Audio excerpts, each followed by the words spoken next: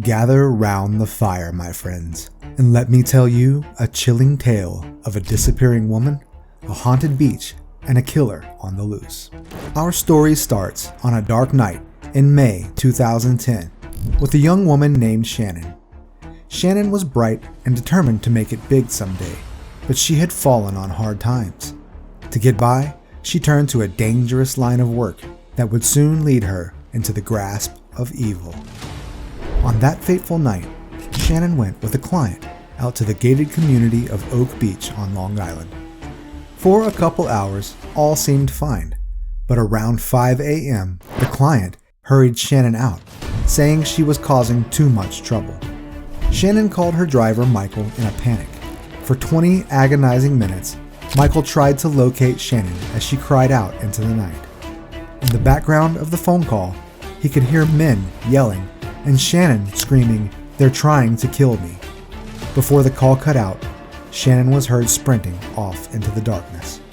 She was never seen alive again. In the months after Shannon disappeared, Oak Beach got its first taste of the horror to come. Officer John Malia took his police dog Blue to the beach, not expecting to find anything, but needing to train the pup.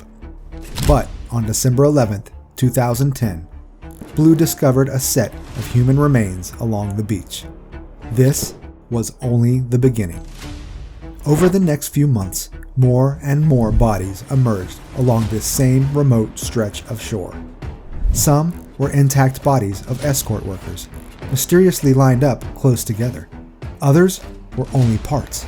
A skull here, a leg bone there. Body after body after body. 10 corpses in total now littered what the world would come to call the Gilgo Beach killer dumping grounds. 4 escort workers made up the Gilgo 4, and 6 other unfortunates make up the rest, lost souls yet to be identified. One question lingered over it all.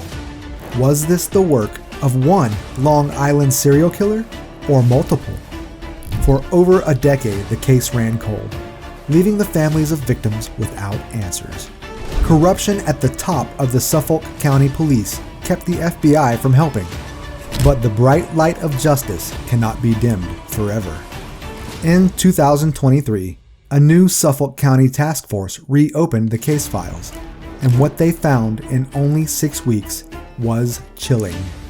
Concealed amongst the reams of evidence and miles of red tape, a telling clue did indeed exist. A witness to the final moments of Amber Costello. Amber was one of the fated Gilgo Beach 4, the escort workers lined up along the same secluded stretch of shore where they lay dead together. Amber frequently employed a ruse to scam extra money from her clients. After collecting payment, a man would interrupt and pretend to be her outraged boyfriend, frightening off the customer without rendering services. This man was the last person to see Amber alive, and he remembered that final client of hers clearly. The client was a large white male, approximately 6 foot 4 inches to 6 foot 6 inches tall, with thick, dark hair and 1970s style eyeglasses that made him look like an absolute beast of a man. And parked outside was his jet black, first generation Chevy Avalanche. Searching vehicle records for such a truck in 2010 resulted in precious few names. One of them leapt off the page: Rex Heuermann. Rex fit the description all too well, and conveniently lived a mere 20 minutes from Gilgo Beach, right across Great South Bay on the coast of Massapequa. As task force investigators combed Heuermann's background, an unsettling pattern emerged, tying Rex to each woman shortly before their disappearance. Every movement of his personal phone, as well as the burner devices used to contact the escorts, perfectly mirrored the victims in time and space. Like after Amber's vanishing act, someone used her own phone to call her distraught mother Melissa from Midtown Manhattan, just to breathe creepily into the receiver. The next day, Rex just happened to make calls bouncing off a cell tower mere blocks away from Melissa's office, before his phone traversed back toward Massapequa. An analysis ordered of his credit card statements then revealed the beast had conducted transactions for a Google Play dating profile under the name Andrew Roberts, Rex's middle name. The account linked to his emails concealed a horde of burner phones. These shadowy phone numbers had been used to not just schedule dates, but conduct thousands of searches related to sex work, sadistic torture porn, and other horrific things. He had also searched content covering the Long Island serial killer investigation itself.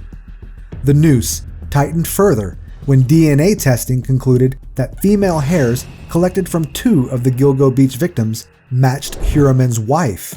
Rex lived under the same roof where she shed hair fibers that transferred onto the dead. At long last, authorities felt confident enough to pull the trap shut on their suspect, none other than Rex Heuermann, the monstrous ogre client of Amber Costello. The avalanche of evidence crashed down upon Rex in July 2023, when police cuffed the Beast of Gilgo Beach on charges of triple homicide. Yet, glaring questions consumed the families involved. Could Rex be responsible for all 10 bodies dumped along Ocean Parkway, not just the 4? Why were so many others torn limb from limb while the Gilgo 4 laid somewhat intact? And what of Shannon, the girl whose disappearance shone the first flashlight upon the killer's nefarious hunting grounds? Until the whole truth comes to light, the living victims of this decade-long nightmare will find no rest. As Rex awaits his judgment behind bars, authorities pick through the contents of his house. Guns hidden behind a soundproof basement door, disturbed artworks of female faces, an eerie glass-encased doll. The deeper detectives dig, more puzzles unearthed. Rex seemed convinced the world fixated on his capture as breaking news bulletins blared. Once arrested, he asked the officers, "Is it on the news yet?" Yet, the task force kept silent about artifacts extracted from the concrete bunker they exposed behind a soundproof steel bulkhead in Rex's home. Authorities remained stingy with details of Rex's so-called trophy room, but enough sufficient evil was unearthed to issue warrants for his capture.